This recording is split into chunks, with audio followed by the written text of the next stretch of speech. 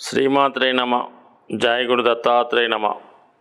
ఈ వీడియోలో మనం ఆగస్టు 25వ తారీఖు నుంచి 31వ తారీఖు మధ్యలో జరగబోయే వారఫలాలు కన్యా రాశి వారికి ఏ విధంగా ఉండబోతున్నాయి అన్న విషయాన్ని పరిశీలిద్దాం.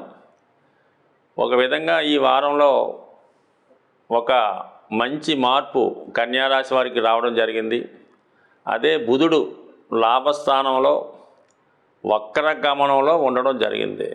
దీని కారణం వల్ల జాతకుడు స్వయం కృషితో ఏదైనా పని పూర్తి చేసుకునే సామర్థ్యాన్ని కలిగి ఉంటారు. అలాగే గతంలో మీరు ఏమైనా ఉద్యోగం కొరకు కానీ వ్యాపార ప్రారంభానికి ఏదైనా కొత్తగా వ్యాపారం చేద్దామనుకొని కానీ ఆలోచించి ఉంటే, లేదంటే ఏదైనా మీరు చేస్తున్న వృత్తితో పాటు అదనపు ఆదాయం కొరకు ప్రయత్నం చేసి ఆగిపోయి ఉంటే, ఈ సమయంలో మీరు తిరిగి ప్రయత్నం చేయడం వల్ల మీకు అటువంటి అదనపు ఆదాయం వచ్చే అవకాశం ఉంది. అలాగే మీ వ్యక్తిగత ప్రతిష్ట అభివృద్ధి పెరిగే అవకాశం ఉంది. మీలో ఉన్నటువంటి టాలెంట్కు తగిన గుర్తింపు రావడం జరుగుతుంది. అలాగే 12వ స్థానంలో రవిగ్రహ సంచారం కొంతవరకు మీరు ఈ వారంలో అధికారుల యొక్క ఒత్తిడి ఎక్కువగా ఉంటుంది. అలాగే మీ గృహంలో ఉన్నటువంటి పెద్దవారికి అలాగే ఎక్కువ వైద్యపరమైనటువంటి ఇబ్బందులు ఖర్చులు వచ్చే అవకాశం ఉంది.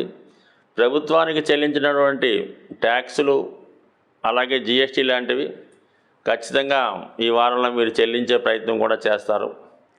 ఇక రాశి యందు శుక్రగ్రహ సంచారం, ఇది ఒక విధంగా ధన భాగ్యాధిపతి అయినటువంటి శుక్రుడు రాశిలో ప్రవేశించి అక్కడ ఉన్నటువంటి కేతుగ్రహంతో కలిసి ఉండడం వలన జాతకుడు ఒక విధమైనటువంటి ఆర్థికమైనటువంటి ఒత్తిడి ఎదుర్కొనే అవకాశం ఉంది.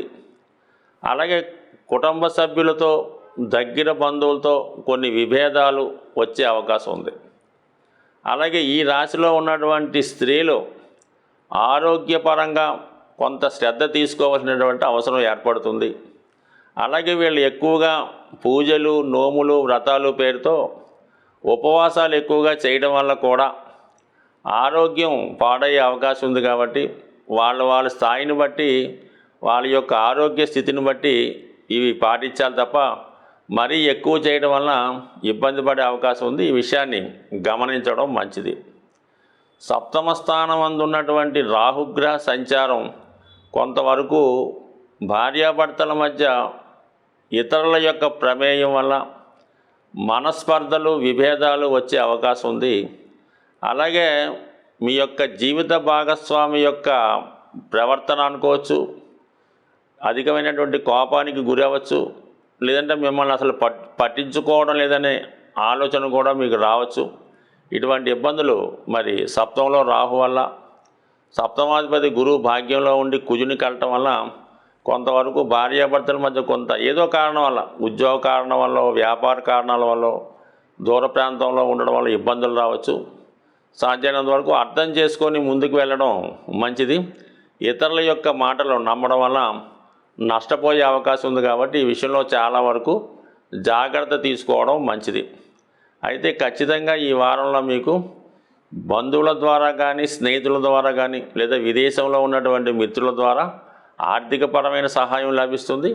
అలాగే మీ ఉద్యోగ అభివృద్ధికి వారి నుంచి తగిన సహకారం కూడా లభించే అవకాశం ఉంది. అలాగే వృత్తిపరంగా 6వ స్థానంలో శని భగవానుడు దశమాధిపతిగా ఉన్నటువంటి బుధుడు వక్రగమనంలో ఉండడం వల్ల పరస్పరం షష్టాష్టకాలు రావడం వల్ల ఖచ్చితంగా ఈ వారంలో ఈ రాశి వారికి ఉద్యోగపరమైనటువంటి మార్పులు వచ్చే అవకాశం ఉంది.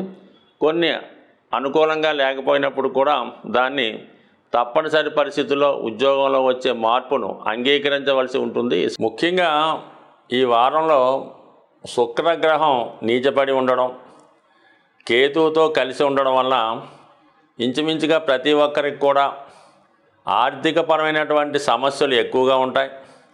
అలాగే స్త్రీలకి అనారోగ్యపరమైన సమస్యలు ఎక్కువగా ఉండే అవకాశం ఉంది. కాబట్టి సాధ్యమైనంత వరకు ఈ వారం ప్రతి ఒక్కరూ కూడా శుక్రవారం కానీ మంగళవారం కానీ వీలైతే ప్రతిరోజు కూడా ఏదైనా అమ్మవారి ఆలయం దర్శించి లక్ష్మీ అష్టోత్తరం కానీ కనకదార స్తోత్రం కానీ పారాయణ చేసుకోవడం మంచిది. స్త్రీలు లాంటి వాళ్ళు అంటే ఇంట్లోనే లలితా సహస్రనామం లాంటి పారాయణ చేసుకోవడం వల్ల, ముఖ్యంగా విఘ్నేశ్వరుని యొక్క పూజతో ప్రారంభించి అమ్మవారిని పూజ చేసుకుంటే అటు కేతు శుక్రగ్రహాల కలయిక నుంచి బయటపడే అవకాశం ఉంటుంది. ఇక్కడ శాస్త్రాల ప్రకారం చాలా అనుభవపూర్వకంగా ఆర్థిక సమస్యలతో చాలా ఇబ్బంది పడుతున్న వాళ్ళు మరి దాని నుంచి బయటపడే ప్రయత్నంలో మంగళవారం రోజు హనుమాన్ ఆలయంలో అభిషేకం అని చేస్తూ ఉంటారంటే ఏదైనా ఒక సెంటెడ్ ఆయిల్ ఉంటుంది, అంటే సంపంగి నూనె కానీ చామంతి నూనె కానీ కొన్ని తైలాలు రేర్గా దొరుకుతుంటాయి.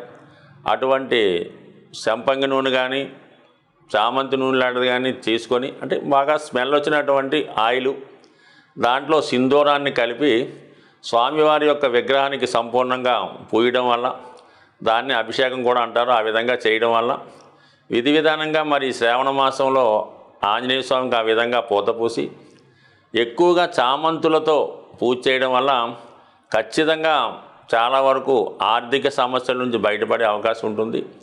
అదేవిధంగా మరి ఈ వారం